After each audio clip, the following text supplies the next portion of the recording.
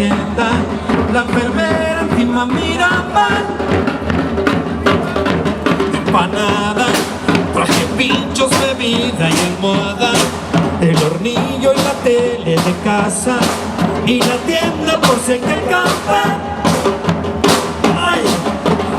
¡Ay! Un médico, ¡ay! Un médico, ¡ay! Un médico, ¡ay! Un médico, ¡ay! Un médico, ¡ay! Un médico, ¡ay! Un médico. ¡Ay,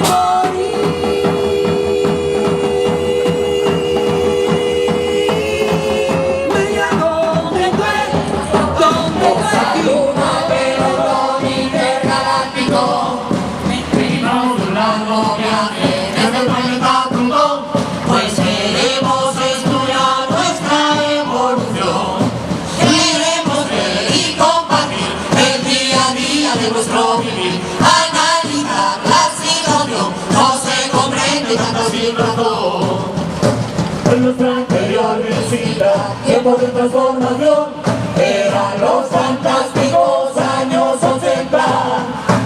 Entonces había una tarde, pequeñita pero matón, que engañamos bajo el pone nuestro emisor.